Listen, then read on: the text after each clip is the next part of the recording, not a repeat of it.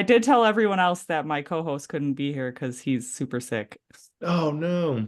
So he says he's sorry, he wishes he could be there, but he would not be a fun interview or He can lurk too if he wants.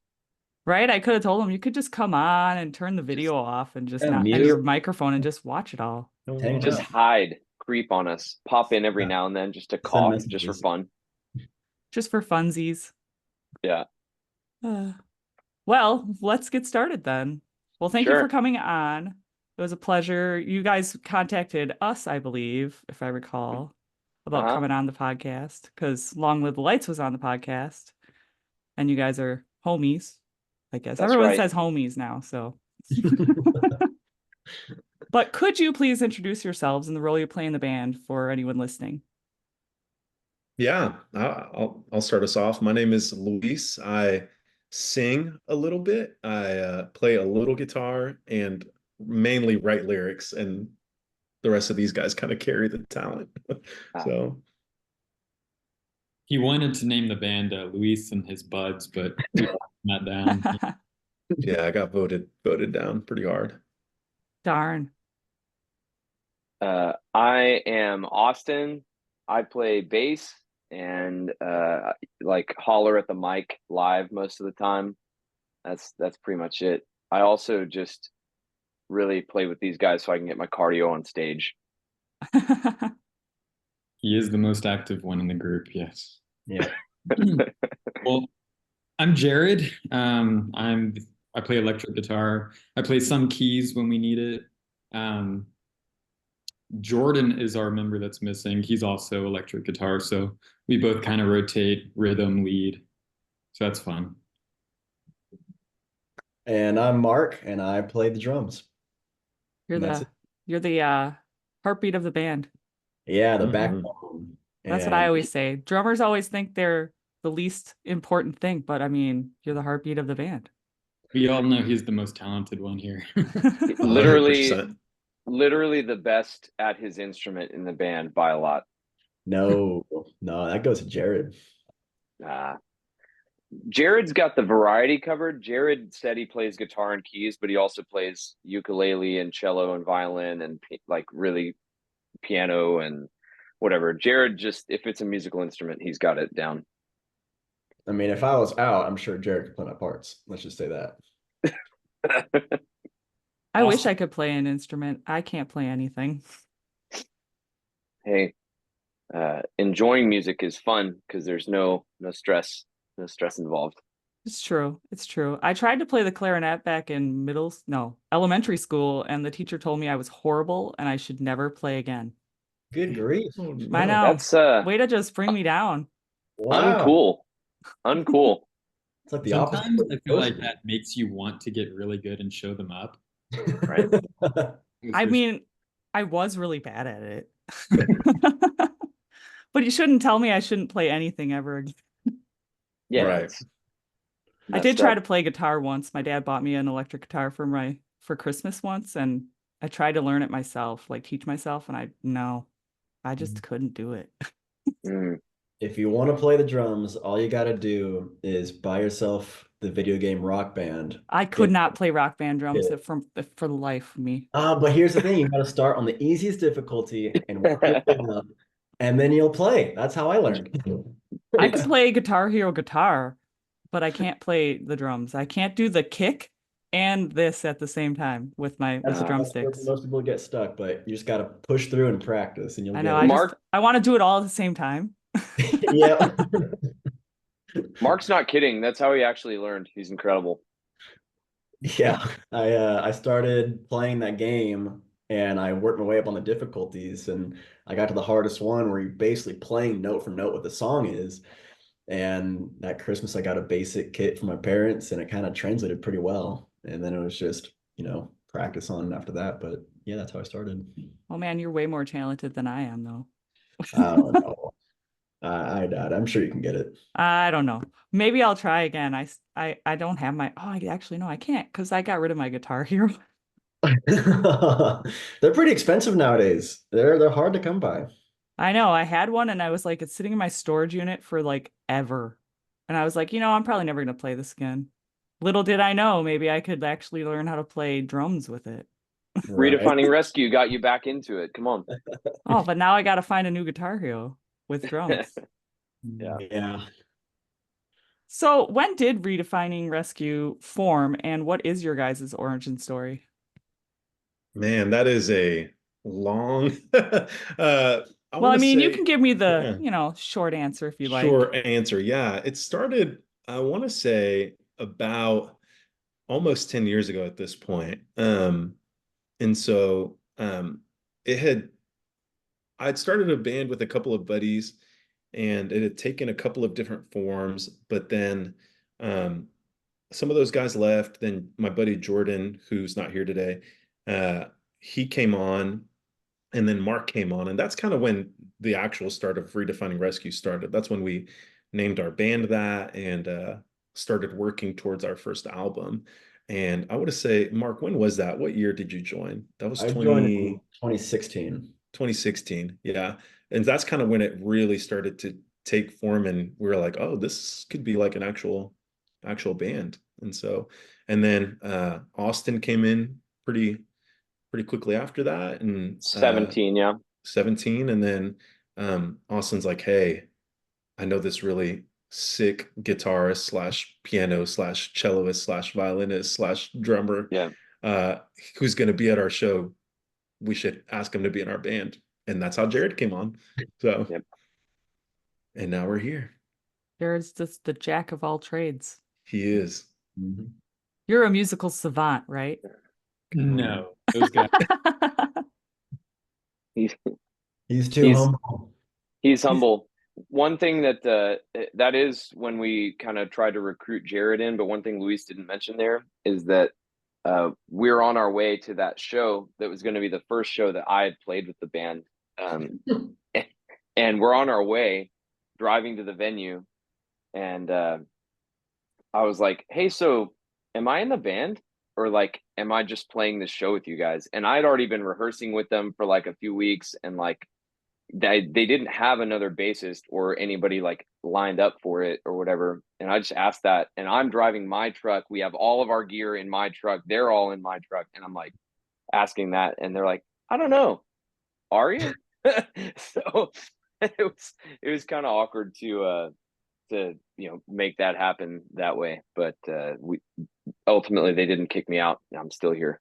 I Yeah. think we were too scared to ask. I think that's what was it. We are like, we Yeah. don't want to scare him away. Maybe we trick him into playing a gig with us and he'll stay. Yeah. The trickery. You guys tricked him. Yeah. Yeah. Now he's Suckered still me here. into it. He's stuck. Yep. Yeah. What made you guys decide on the name Redefining Rescue? Yeah, I think when we were first discussing very passionately what the name for the band was, we kept coming to this one just because of alliteration. But secondly, I think for all of us, music has helped us and has been a pretty strong influence in all of our lives. And music can have a really positive impact on you or a very negative impact on you. And so just the words redefining rescue, just like using music to help people however we can, is just redefining the way, we can rescue people. And some people may not know, but music can be healing for people. Music can help somebody maybe get out of a rut that they're stuck in, or bring hope to somebody who feels hopeless. And so that's what we wanted to be. So that's kind of where the name started. And from that is kind of how we've based our songwriting and what we do, not only as a band, but just as friends. Yeah. I can see that. I can see that in your music. And then your bio does say that you guys started jamming as friends. Now, Mhm. what was the deciding factor when you guys decided you should actually make music and record it? I think we we had played a couple of gigs with some previous guys and some different kind of iterations of the band, and it wasn't as fun. And then kind of when all the pieces were set, that's when it started feeling like, man, this is cool. Like we're jamming. And I think when that started happening, we're like, maybe we should like, make music, make an album, make actual songs, record them, put them out, see what people think. And that was, yeah, 20, what year was that when we started doing that? We started Eight. recording in 2017. Yeah, 2017, I think, because Austin came in kind of in the middle of all that. Mhm. Yeah, Yeah. 2018 is when you released your first album. Right. Yeah, so that makes Yep. sense. Yeah, speaking of that, you guys did release that album in 2018. How did COVID impact the next few years after that? You know, we were all stuck in our homes a lot. And so you would think that we would have made a ton of music, but it kind of had the opposite effect. You know, life just got crazy for everyone. Uh, and I think there was a lot of good writing, but we kind of hit a slump after that. I think we released um, two songs around that time. I think the last song we released was in 21. So it was right after COVID. But because of COVID, we had been working on that song for like 2 years, I think, just slowly getting it together. Yeah, I could see that though. I mean, some bands I know we've talked to and they mentioned COVID and they wrote a whole bunch of stuff. But I mean, not everyone's going to be the same. Like you're locked Right. up. Maybe you don't want to sit and write. You know, maybe you're just like bummed out that you're stuck in the house, you know? Right. Just watching a whole lot of Tiger King. Everyone's different. Oh yes, we're all watching The Tiger King for sure. The Oh, Tiger King was crazy, that's for sure. And then I like got a job. Actually during COVID, I was laid off right Oh before man. COVID. So I had no job for like 10 months. mm. And then I got a What did you? job at a thrift store and there was this lady there, her name was Cheryl, and everyone was calling her Carol Baskin. Like, but it was Cheryl Baskin instead of Oh Carol my Baskin. gosh. Oh Wow. man. So she was Cheryl Baskin and she really hated it, but we still called her it. That's It awesome. just a quick comment on the COVID thing is that we we didn't come out with like music to show for it recorded, but it actually is kind of where we started what we do now as far as our recording and songwriting process. Like we're all in Houston, but Houston's huge. Like, you know, Mark Yeah. lives on one end of town, Jordan lives a little ways away. Like we're all kind of spread out. So, you know, COVID kind of taught us how to be a cohesive band and still accomplish and record things while being a little spread out. So we all have Logic and we'll all just like share a Logic project and record our stuff at home and then put it together. That's how we can record demos and ultimately how we DIY record like our real music too. So like I said, we didn't come out of COVID with material, but we came out of it with a process, which I think has kind of worked since then.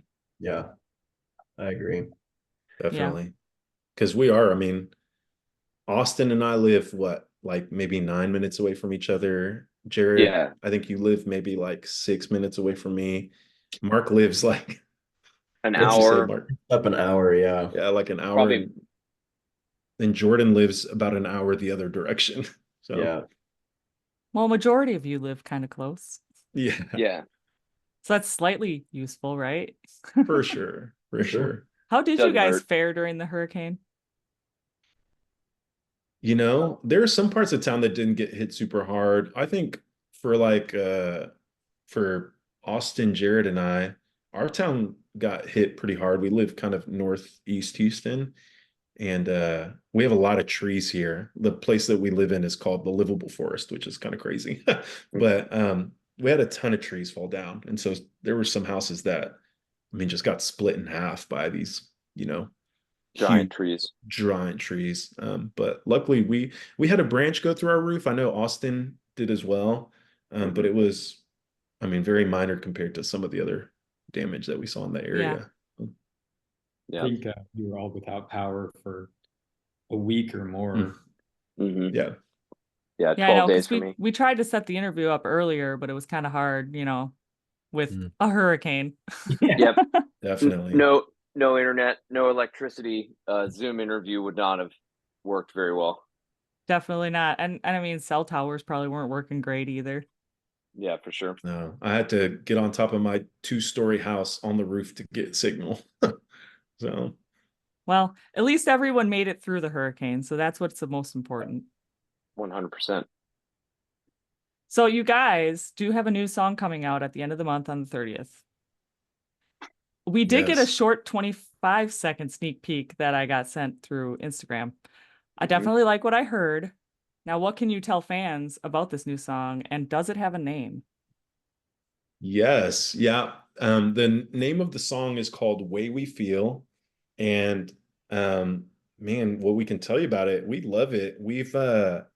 This has been a song that we've been working on for years, and it's kind of gone through some different iterations. We're just trying to get it perfect, and I think the last couple of months we really got it to where we were very happy with it. And so we finished it up. We sent it to our mix and master engineer in Tennessee. His name is Cody Cash. He's great at Session House Yep. Studios, but he took a listen to it. He also serves kind of as our producer and kind of gave us some tips, some advice, and then we fixed a couple of things and we're very happy with it. It's coming out the 30th of this month, August 30th. But yeah, you'll hear Jared playing a little bit of piano on that one too. So we're excited about Mhm. that. Mhm. I love a little bit of different instruments in songs. Like, Yeah. it's not your typical, just guitar, bass, and drums and singing. I mean, you got like some people adding in saxophones now, like the band Bill Murray has a Yeah. saxophone in their Bill Murray's songs. insane. Yes, so good. And then you've had people like Yellow Card for years that have had violin. So I Mhm. mean, Yeah. I just love a good mixture sometimes. It's nice to have that different sound from your Mhm. normal sound that you hear when bands are producing music. Yeah, the song hasn't been released yet, but I'm already thinking, oh, we need an acoustic version, where I'm playing like a real piano and we're all sitting Mhm. around. I think that would be really cool. Yeah, that would be. Mhm. We interviewed a band from the UK called Fort Hope, and they put out an EP and they had a piano version they put out Mhm. of one of their songs, and it's a really Yeah. beautiful song. It's Mm. totally different than the original because of the piano, and it's all just, I don't know. It's so different. Those are the best. A whole different creative spin, a whole different idea, but it sounds just as good. Right. Definitely. Our Mm. when we released our first album, our sound engineer, Cody, as a joke, he took one of kind of our harder rock songs and he put the vocals over like just the piano, Yep. and he said it to us because he thought it was funny, but it actually sounded awesome. We're like, hey, Yeah. maybe we do this. Yeah. But It's funny how that happens though. Like, even something someone thinks is funny, you actually take it serious. You're like, actually, I kind of want to use that. yeah. We are that way so much, especially when you get us in the same room, like in our practice sessions and whatever. We will definitely just like riff off of something that starts out as kind of a joke and then just figure out like how it makes sense.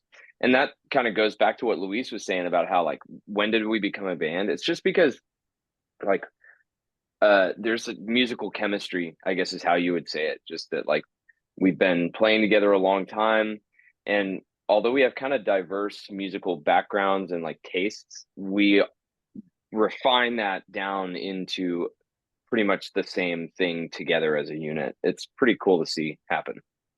Yeah. I mean, it's always nice to have chemistry with all members in the band. I mean, you can't really get stuff done and produce good music if you all don't have chemistry. Yeah. We kind of know what each other's preferences are and kind of taste and what they want to go for. So we'll all try to lend uh, a different twist to that kind of idea. And that's what I love about this song is I can't really pinpoint like a specific sound it has. It's very unique in my opinion. We've got our influences that we obviously cater to kind of organically, but in a way I was like, man, I don't really know kind of band that this really falls under kind of category. So I'm excited to Hmm. put it out and for people to listen to it. Right. I'm excited to hear the new song. So definitely. So you guys had such a large gap between your first album until now. Besides the new song coming out, what else do you guys have in the works? Yeah, we have kind of a notebook of songs that we've worked on the last few years that we've have slowly been working on, and so we have another song called Control that is going to be the next one out. We don't know exactly when yet, but maybe early 2025. But we're going to be working on that, and we got really some live shows coming up. I know we have a music festival we're playing in College Station the 1st of September, so that's gonna be fun. Yeah, Hullabaloo. Yeah. Yes, that's right. Yeah. Yep. How excited are you guys to play that lineup? Pumped. I'm Yeah. I'm stoked. College Station is like, if you're from the north or the Midwest or something, College Station probably isn't really on your radar. But in Texas, everybody knows that that's where Texas A&M is, and like Texas A&M fans, like college football fans, are crazy. Texas A&M people are just, it's like a cult. I mean, they're insane. They have all these crazy traditions. They're like ridiculously hardcore for their school and for their sports teams and everything like that. But they're also so fun at concerts and venues. We just played there earlier this year, and even though due to like technical difficulties and poor planning by, I mean, not poor planning, but just the show went really late, and even so, uh, people stuck around and jammed out hard. It was so fun. So we're looking forward to being back there for sure. Yeah, I feel like I've heard of Hullabaloo before, Yeah. but yeah, I've never been, obviously, because I've never been to Texas. So I've only It's ever been hot. to Colorado, and that was like once. Oh, wow. Well, of those two options, Colorado is definitely where I would visit. Yeah.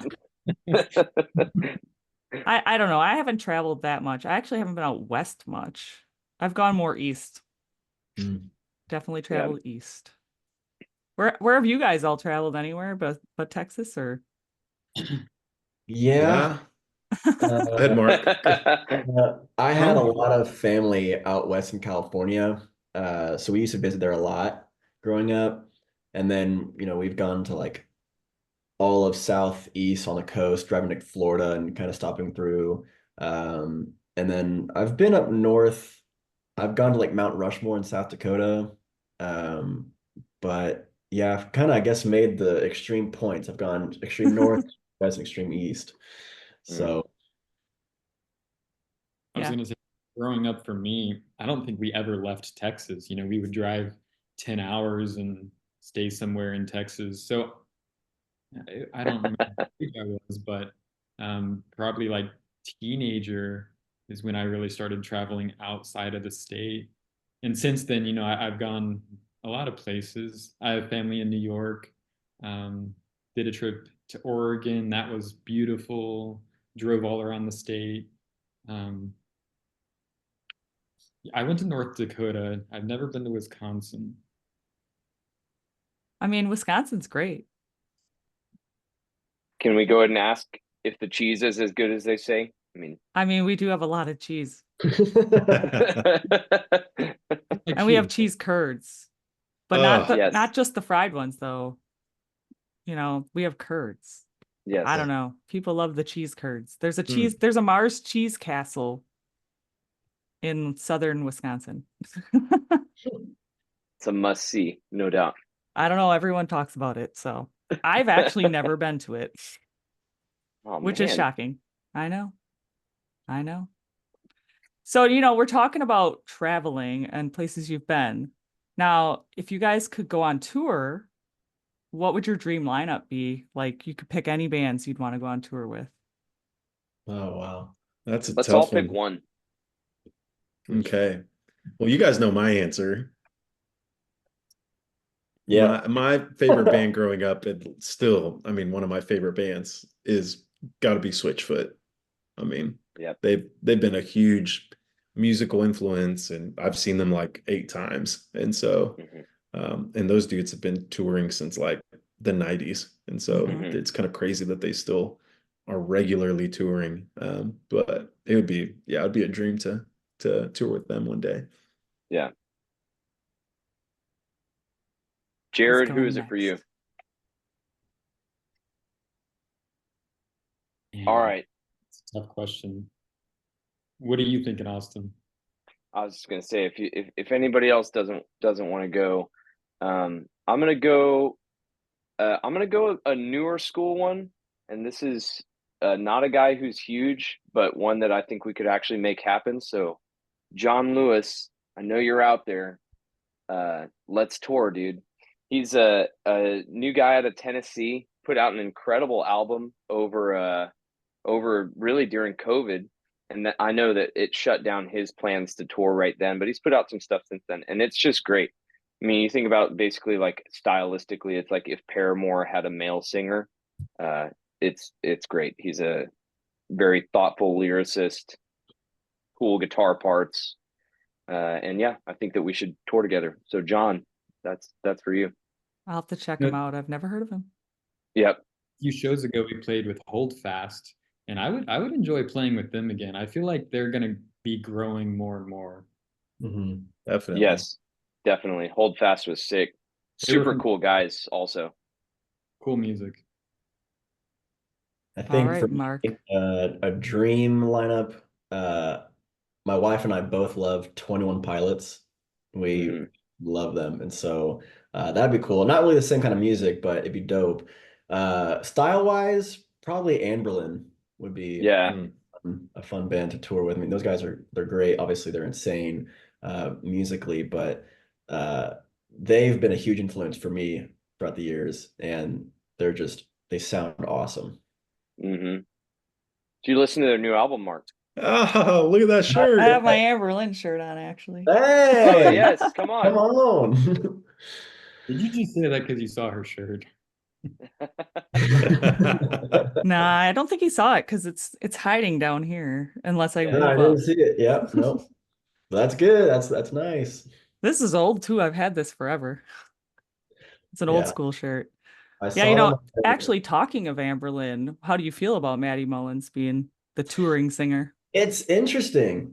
So I grew up, it's funny, like I went through a whole like hardcore rock phase and things like that. So I fell in love with Memphis Mayfire for years and I followed them for a long time. And so that's how I knew him and kind of his solo work. And then, yeah, I think one of these guys told me about him joining Amberlin, kind of being their vocalist for now. And I was like, that's so interesting. I would never have put the two of them together. So I am excited to check him out. I haven't listened to the new album yet, but he's a phenomenal singer, Yeah. and just his range and what he can do is incredible. And so I think that'd be a good fit. I think it'd be different, but it'd be really cool. Yeah, I listened to the new album. I do love all the songs, but it's totally different. Like they have Maddie Mullins songs and then they have ones with Steven. So Oh it's kind wow. of like meshed both. They have different tracks with different vocalists, which is Huh. interesting. Huh.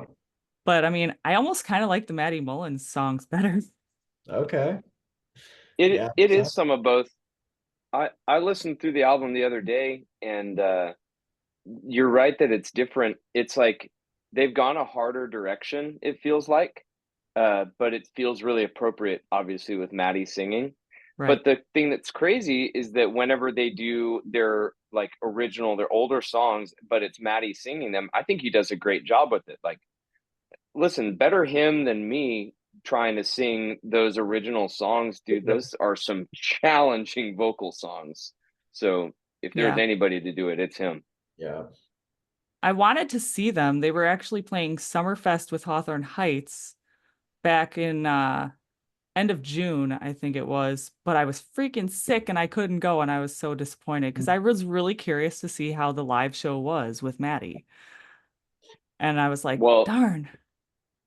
uh, I I don't know if y'all know this, but Anne Berlin and Yellow Card are literally playing Houston right this second. They're at Home Run Dugout, Gotta go, like guys. like right now. Yeah, what the heck are you doing? You shouldn't have been I here. Oh know. You love my. Amber Lynn. Get out of here. I Oh know. man. I couldn't get tickets. But they're in Houston right this second. Crazy. That is Funny. kind of Yep. funny. And we're talking Yep. about them right now behind their backs. I know.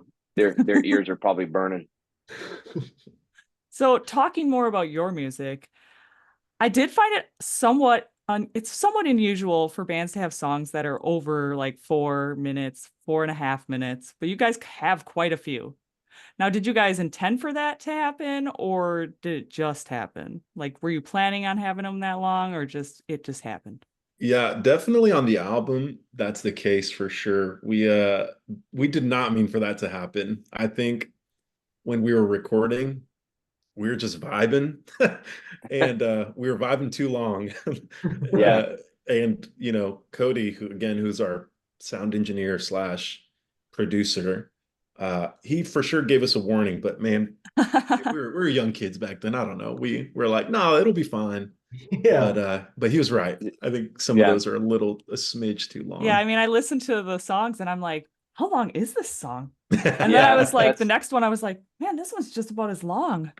Like, yeah. it's not usual for bands to have such long songs and stuff. I mean, I think Especially Didn't Queen have like an 8 minute long song or something like Yeah, that? Several. Yeah. several Several. for But I sure. mean, I guess you guys are just being like Queen. Well, now I You mean that know, that's it's not really a bad thing, but yeah. it's more no, common it is to funny though. write songs now. Yeah, I Go I ahead, like mean, Jared. What were you saying? Are you sorry, say it laughing one more over there? time, Jared. Oh my gosh. I was saying now it's a lot more common to have songs that are like 2.5 minutes long. Yeah. I mean, historically, I kind of lean towards longer. I like vibing and jamming, but you know, Yeah, there's one thing I don't really care for when it comes to like people putting albums together. I hate when they have like interludes or little preludes sometimes because I feel like I just want the songs, I don't want this little 30-second thing that you just had to have in. I don't know. Mm. I mean, just unless it's supposed to set some vibe of the album, then I kind of get it. Because Story of the Year kind of did that with Wolves, their Wolves album. They had like a guitar track, and I was like, I don't know, it just didn't make sense. Yeah, Yeah. they just Yeah. needed that 12th track. I guess. I mean, did you run out of content? Doubtful, but come on now. Well, I guess there's album is supposed to be listened as a whole, and so yeah. it's leading you through the different songs, introducing it. I don't know. Yeah, Yeah. like that's that John Lewis that I mentioned a second ago. The reason I like his 2020 album, I'll Be Fine, so much is because he wrote it as an entire piece. Like the whole album, top to bottom, is telling a story that's linear, and then is also like it has musical elements like different melodies that are hidden kind of in every song, or like they're more featured in one song than the next, but then they all come together at the end. And there are some interlude tracks, but it's to get from song to song. So it just depends on the purpose of them, because you got stuff like that that's like very intentional, and then you have like Crayons Can Melt on Us for All I Care by Reliant K, that's just him saying, I just wasted 10 seconds of your life. I mean, like Yeah, that's true. I'm like, if it makes sense in the record, then I'm fine with it. But if it's just like, why is this here? Like, yeah. then I'm like, why'd you put this in? Just to Yeah. waste my time. Exactly. Yeah. Yeah, we've definitely learned some lessons, and uh, we're very aware if we start vibing for too long, we're like, all right, let's this is a good part. Let's not overdo it. So Yeah. For sure. Leave them wanting more is kind of our philosophy now, instead Now. of just give it all to them. Yeah. And it's funny because now, I mean, the songs from that first album, when we play them live, we almost always shorten them. Yeah. And so it's like, why don't we just Well, do it this way to begin with? I mean, you But kind of would have to shorten them depending on how long your set is. You might only get yeah, like Mhm. 3 songs in otherwise or something, yeah, right. Yeah. And then what kind of a show would that be for your fans? True. We would vibe together for 3 songs and it would be wild. It'd be wild. You were talking about leaving people wanting more. Is that something more you're thinking about now because of like social media stuff? Like keep people like more engaged because of social media? I think that's part of it. I think the biggest wake up call for us was, again, we're talking about him a lot, but Cody, I mean, he obviously is a huge part of what we do, but he was telling us about a song that he really likes on our first album. And he was talking about how he noticed that when he got in his car, he was listening to it. He really liked the song, but when it got to the bridge, he just literally just instinctively turned off his radio. And he's like, I don't want to listen to this bridge anymore. And we're like, ugh. And he's like, I really like it, but I've heard it 8 times. So like Hmm. next time, guys, cut it short. And so Yeah. I think that's part of it. And then also, like for me and Mark and uh Jordan too. I mean, the band Camino has an album called The Dark. Is it The Dark, Mark? Yeah. And it's like, I mean, it's been like we've all jammed it for the last, I don't know, year or so. But we noticed that all of their tracks are like what, like 2.5 minutes or something like that. I don't think 2.5 they to have a 3 minutes. single song that's over 3 minutes. And and they feel like full songs, complete, like none of them feel crazy short. And so the feeling that I get when I listen to those songs is like, man, I wish this song was longer, but that's good because then I want to go and listen to it again. And so we kind of want that for our listeners too. Right. Yeah, the replayability is a huge thing. Hmm. Because I'll be on their album and I'll just set it on repeat because Yeah. it's quick enough to, you can listen to their 10 or 11 songs in, I don't know, 30 minutes or so. If I'm going downtown, somewhere, it's like I can listen to the whole thing and on the way back, listen to it again. It's great. That is true. I actually didn't look to see how long that album of yours is. The one you put The out in whole 2018. I'm like, how long is the whole album? it's a Like good question. 45 minutes? At Or I'm is least. just it? doing real quick math. I've got I probably should say it on it's I the, think it just says it just on Spotify, uh, possibly. let me, just under 50 minutes, I think. Oh, here it is. Yeah, 53 minutes, 17 seconds. My, Dang, you guys are 7 minutes away from an hour.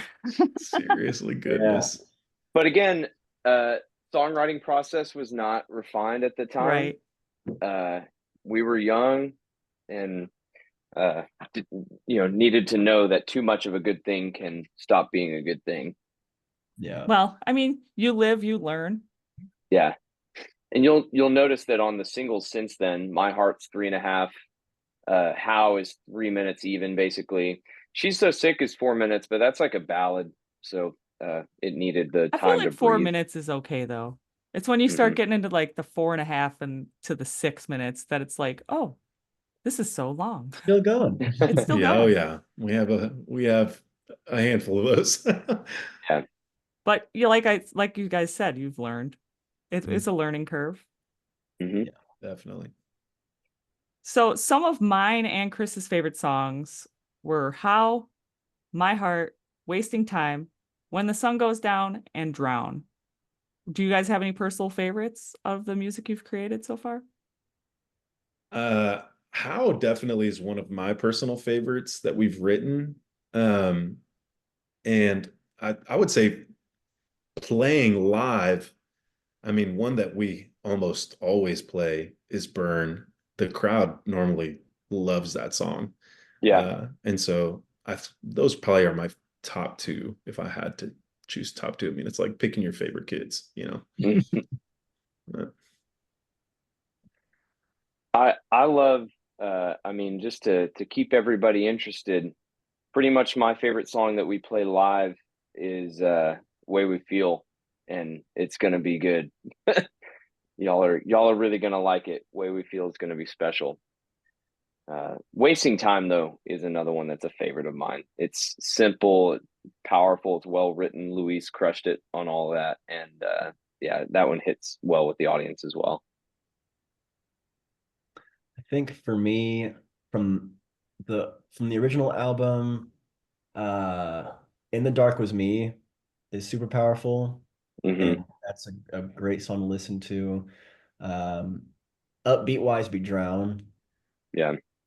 And then, like Austin said, Way We Feel, I just because of how proud I am of that song and how much work we've put into it and the production of it, it really is a step up from the others, in my opinion. So I'm really excited to have it out for everyone to listen to because I love it.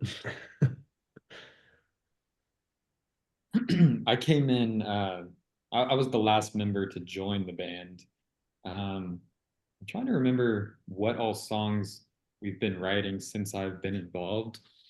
But How was a big one, and that's probably my favorite one to play. Also, again, Way We Feel, super excited to come out now. We've been playing it live. Yeah.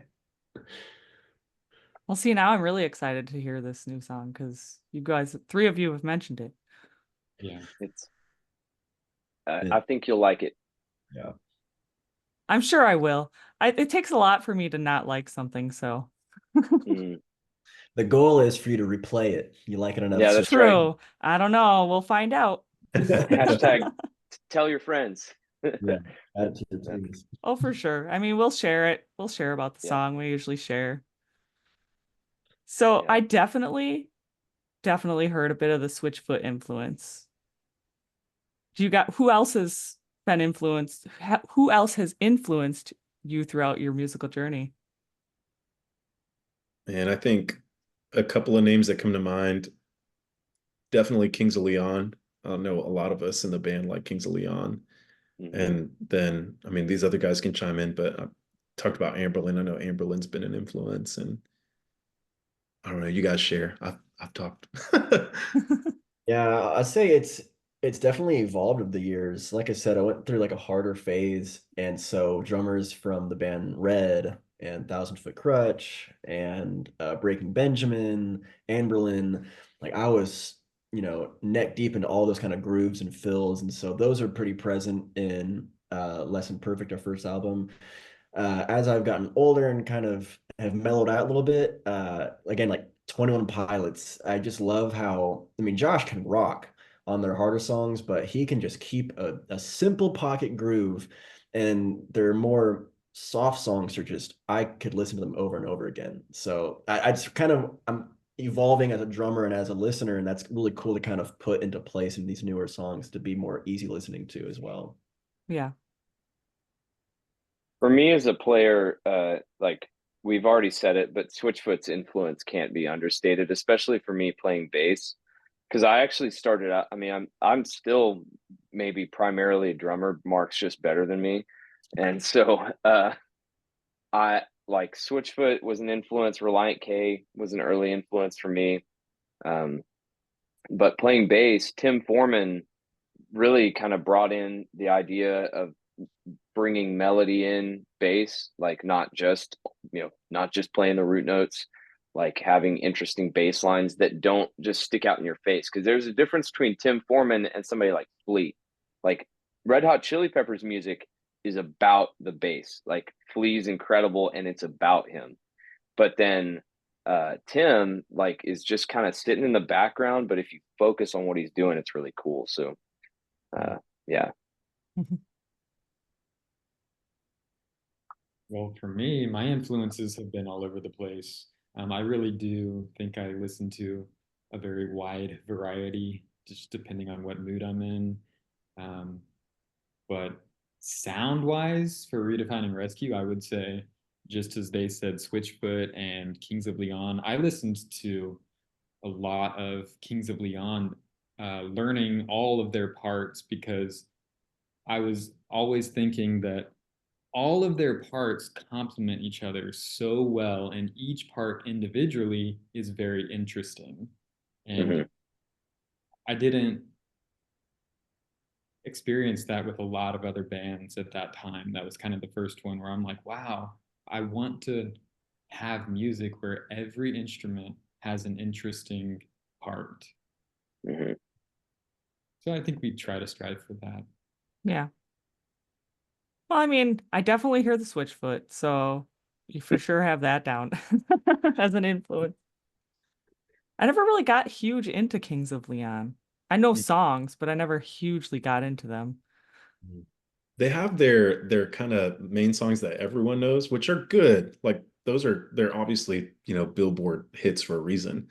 But they have their other stuff that was kind of before they got really big, and that stuff is incredible. Just those two albums before that Mhm. were just so good. Yeah. I also think Walls is awesome. That's true. Yeah. The kind of newer one they put out in like 16. Hmm. Yeah. Yeah. And we've had internal conversations on, what kind of sound do we want to go for? Because we all have different music that we listen to. Like, do we want to go harder or, more electronic beats or, that's always a conversation. And, I think our sound will probably always evolve some. Well, I mean, you always want to slightly evolve as an artist, so Definitely. I got to think I keep heard with the times. Right. definitely. Well, I heard John Foreman he's the singer of Switchfoot, recently do an interview, and he talked about how when they started, they didn't really fall into a category because they kind of had their own unique kind of rock sound. And so for them, it was kind of frustrating at first because it was like, well, who are we going to put them on a bill with? They don't really fit with these bands. They don't really fit with these bands. He's like, but then he's like, you see in the late 90s, early 2000s that the genres start changing. And then 2010s, genres start falling out and people stop listening to certain genres and stuff. And, you have like ska as an example, kind of has a hard fallout and the fan base is not as big anymore. And so he's like, the fact that we didn't fall into a particular, kind of subgenre, he's like, was actually beneficial because, we got to stay and those dudes have been playing for, again, since the 90s. And I mean, to this day, they're still making new music and touring and it's worked out for them. And so I think for us, I think we're okay not finding exactly, where we land because I like, just like Jared said, I hope our sound just keeps evolving and changing and getting better. So Yeah, I could see that because I used to listen to tons of ska music Mm. and like I loved ska bands. And then it's like I kind of stopped listening to them because there just weren't a lot of ska bands forming that I could recall. yeah. Like the Well, biggest ska band I liked was Suburban Legends. I don't know if you remember that band. mm-mm. I was mostly into Streetlight Manifesto, uh, 5 Iron Frenzy. Those guys were awesome. Think about the logistics. Like, can you guys imagine trying to put together a ska band right now? Like, who Got like 8 who do you members. who do you know that plays trumpet, trombone, like you need a saxophone, like all that stuff? Like, Probably, yeah, all Jared. yeah, you're right. Okay, all right. We're the I outliers. We cannot play any we of could those. put out a ska album next. Yeah, you got to play all those instruments at one time. Yeah, figure it out, man. That'd be rough. And I Wow. can't even play any instrument, so I can't help you out there. Now's your time to learn. I'll be Mm, the trumpet player. Form a Come ska. on. come on. I'll be the trumpet. I don't know. I can't even play that probably. So, what is your guys' favorite part about performing live? Watching Austin. For real. uh, I have a good time, y'all. You know, I think it started out as a joke, but now it's just the truth. It's just that like, all right, what is Austin gonna break this show? And it's not like coming from a place of aggression. It's like literally I just am doing my favorite thing, which is playing music with my best friends. And so yeah, it's fun. I'm gonna jump around. I'm gonna like run across the stage. I'm gonna like try and hop in the audience and high five people and stuff like that. Like it's gonna happen. I'm gonna kick monitors off the stage on accident. I'm gonna knock Mark's cymbal stand over. It's gonna happen. I broke my in-ears. Like it's so fun though because like truly, uh, I saw. Oh man, I'm not even gonna attribute the quote because then somebody's just gonna think this is like an undercover plug for Switchfoot or something like that. But anyway, John Foreman the other day he said he's like the cool thing about music is that it's for everyone in the room. Like everyone in the room is playing and experiencing the same song. Like even if you're in the band or in the audience, it's that same song in that room at that time that's causing the emotional response for everybody, the band and the crowd. Everybody's in it and music is like that universal language that transcends barriers and it is so cool to be a part of that. That's why it's exciting for me. Yeah. I do love a lot of energy at a show. It does bring me into the show more. So I'm sure I'd enjoy watching you run around on stage. Austin Yep. is a madman on stage, which is awesome. I mean, he makes our shows interesting. Yeah. Speaking of interesting, you guys do a lot of shows locally, or have you traveled for any shows? You know, we it's funny. Before January, we had kind of been on a 2 year hiatus of playing shows. We really were just kind of a lot of us started families and we were just focusing on just kind of writing stuff, sending stuff to each other. But before that, we had played a lot of local shows. We hadn't gotten out of Houston a whole lot. But in January, we kind of made it a goal to try to play a lot more. And we've successfully done so. Like Austin said, we got out to College Station. We were going to go on a mini little weekend run tour with another band, but it ended up not working out. And then but yeah, we've played a lot of local shows here in Houston the last few months, and so it's been really fun.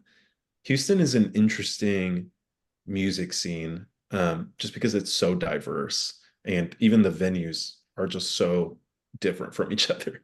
Yeah. Have you guys had anything interesting happen at a show? Like any Yeah. crazy little stories?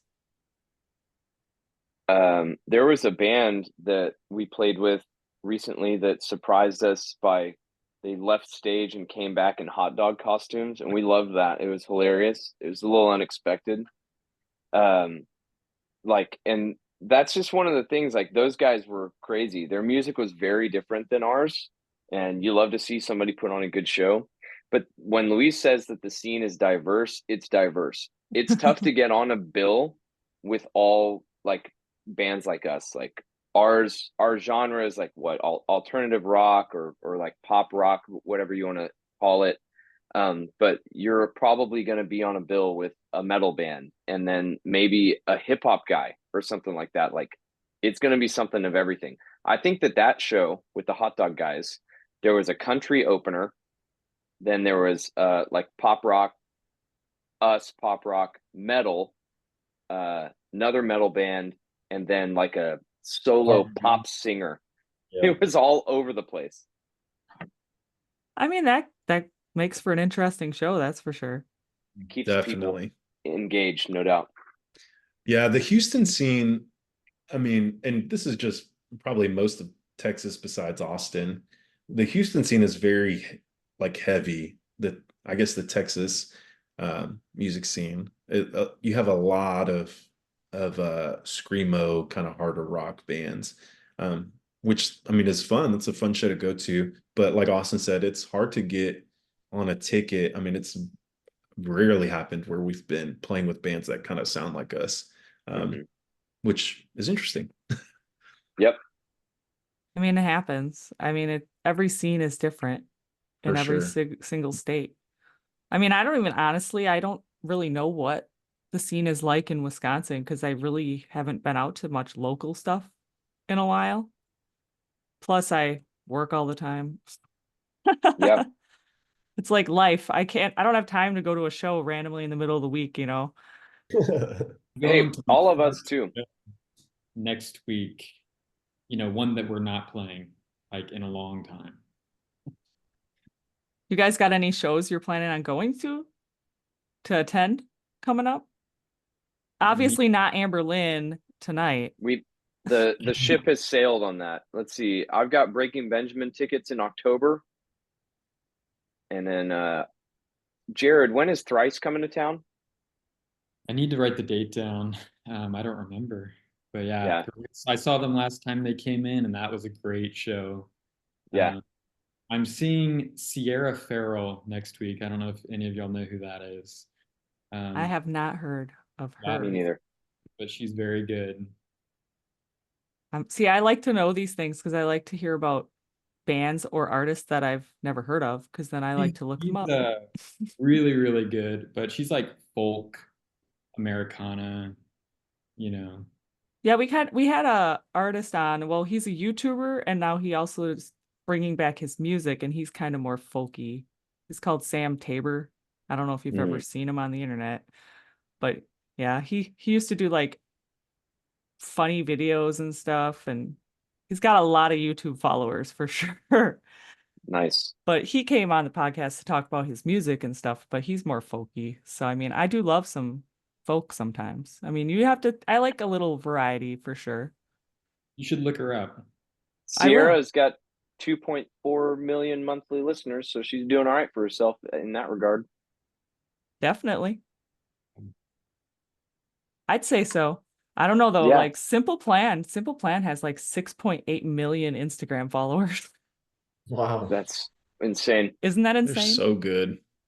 They Yeah. are so good, but it's like they've been around since like 2000, I think. Oh yeah. Yeah. That's crazy to but- think they have that many on Instagram. And I think they're the ones that I've looked up that have the most on Instagram from someone back in like early 2000s. Most people have their following on Facebook because that was around first. Right. Yeah, at the time. Simple Plans at almost 9 million monthly Oh, listeners. now they're almost 9 million listeners. Oh, that's on Yeah. Is that on Spotify or YouTube? Yeah, that's on Spotify. It's crazy to think like bands from that era, the staying power is where you want to be, right? Right. You don't want to be like, oh, those guys were good. You want to be able to say, oh, those guys are good, right? Oh yeah. Pretty cool that they've been able to do that. And they've been touring a lot this last year too, which is crazy. Yeah. Yeah, it's like all those 2000s bands are like making their rounds again. Oh yeah, it's the revival. Oh yeah. Well, Austin and I went to Switchfoot's 25th anniversary, or is it 20th anniversary 20th. of The Beautiful Letdown, which is just an incredible album. That's Yeah. the one that's got like Meant to Live, Dare You to Move, This Is Your Life. And so they played that album top to bottom. And man, it felt like it was 2004 in the room. It was awesome. Yes. Yeah. I don't think I've seen Switchfoot perform for quite a long time. I think they played a street festival in Milwaukee like years ago, and I think that's the last time I saw them. Nice. My- They just got off of a tour with Creed, I think, which is kind of Yep. crazy. I mean, They're I about to did go to love Creed Europe. back in the day. Oh, Mhm. for sure. And then you got like The- Limp Bizkit, who's still like crazy in the Yeah. scene all of a sudden again. I think it's crazy that he is still getting after it because, like, he looks good for his age, but he obviously looks a little older and is still doing his like Limp Bizkit stuff with as much energy as he ever did. It's just like weird to see and hear at the same time. Yeah, he's totally got like a white beard now. Yes, he does. He's like a Santa Claus version of Limp Bizkit. Yeah. It's crazy. Well, I have one final very important question. We're trying to normalize this question. What is your favorite Okay. dinosaur? Um, Super important. And Go ahead, Mark. I forget the name, but it's like it walks on all fours, but it has all the spikes on the back. Stegosaurus, baby. That's my favorite. Yeah.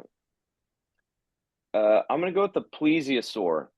I like the water dinosaurs, and the plesiosaur, one of the largest of them. Yep, I loved Jurassic Park as a kid, and so I loved the Triceratops when what's his face gets on it and it's like hearing him breathe and stuff. Yeah. Mm-hmm. Guess I'm gonna have to say the T-Rex. I was in Montana, and I went to their Museum of the Rockies, and they have like the biggest collection of T-Rexes. So that was pretty cool. Yeah. I have a friend, she has a life-size velociraptor in her bedroom. Wow. That's awesome.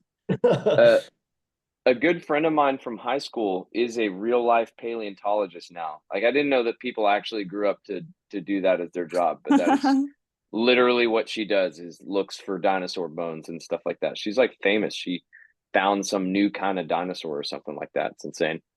Yeah, for a while they were trying to say the Brontosaurus was no longer a real dinosaur, that they mixed it up with some other dinosaur bones. But then now they're coming back and saying, "Oh yeah, no, really it is a real dinosaur." I'm like, "How do you mess that up?" They're It's like they're the just Pluto guessing situation. anyway. Cheat sheet. Yeah. That's true. My favorite dinosaur is a Brachiosaurus, which is kind of a brontosaurus, but it's the one with the hump on the head. Yeah. It's also in Jurassic Park, I think. Yeah. It sneezes on the kids. Yes, it Yep. sneezes. It sneezes. All I know is when I watched that movie when I was younger, I was like so terrified. I went to the theaters to see that, and I literally, at any really scary part, I left the theater. I was such a chicken, especially the velociraptors in the kitchen, and it was like, I'm out Oh of here. yeah. Oh, they're opening the door. Nope, that's it for me. Nope, I'm out. I was a chicken. I don't know why. Now I can watch it. I mean, I'm an adult now, so I'm I can barely get through them. you still can barely get through I'm just kidding. them. No, SpongeBob is more Mark's speed. Yeah, you love Yeah, man. SpongeBob. Weenie Those had kid Junior. cartoons. Yeah, I always age myself sometimes when I'm talking about like old cartoons or something. I was actually talking about one today at work. I was mentioning it to these girls I work with, and they're like all in their like early 20s. And I'm like, you guys ever watch the TV show called The Snorks? Oh my And they're gosh, like, I I have forgot no that idea what that existed. is. See, but you knew what I was talking about, so at least I have one person. Barely, I remember it. I think I can recall a little bit of Snorks. It was the underwater version of the Smurfs, is what I considered them. Because they came on Yep, after the Smurfs. yep. I remember watching it on Boomerang. See, no one else Dang. knows. I It's don't. okay. Yeah, me and Jared are the oldest of us. Jared is the oldest. He's the old man, but I'm close. Yeah, I'm the old lady. Yeah. But nobody ever thinks I'm as old as I am, so People think I'm the youngest one in the band. I was the only one getting carded. Remember? you do Yes. look young. I would say you do look Yeah. young. Yeah. That was funny, dude. I forgot that happened. I Yeah. wish someone would card me now. Right? That'd make my day. I got carded the other day and I was confused. I was like, dude, I mean, really? Me? Okay. You should have felt good. They thought you were I younger than you were. You love to see it. Absolutely. So do you guys have any final words you'd like to say to fans or listeners? Yeah, I mean, just thank you. You know, sorry we took such a long break, but we're back. And Yeah. we're just grateful that people come out and listen to us, and we've had some very nice messages on Instagram and Facebook, and just appreciate people that they actually care about our music. That's I mean, we would probably still do it if no one cared, but it makes it even sweeter that people have latched onto it and like it. So thanks Yeah. everyone. Yeah. Anyone else want anything to say? Or are we good? Mark your calendars for August 30th. Coming August up. 30th. Yep. There's the release date. If you're anywhere near Texas, come see us September 1st, College Station for the Hullabaloo Fest. It's going to be super cool. I'll probably break something. That's a promise.